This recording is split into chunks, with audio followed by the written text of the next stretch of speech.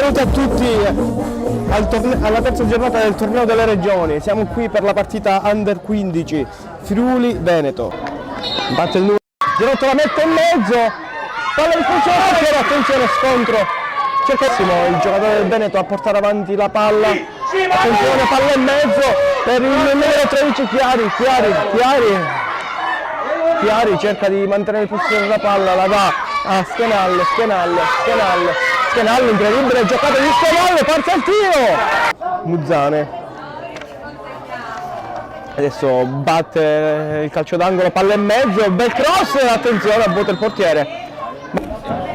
Batte Del Frate con un ottimo cross. Adesso dà il via.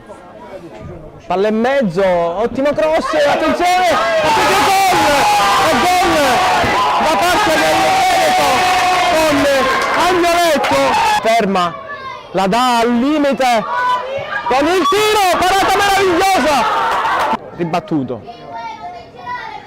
ancora, cercato, incredibile giocata da parte del tiro, Chiari la dà a Ceccato, va via, parte il tiro!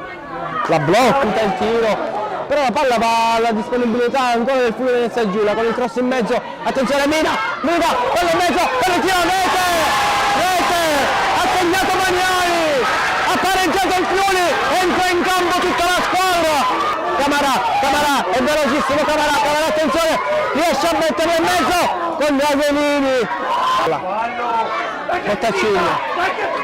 È finita.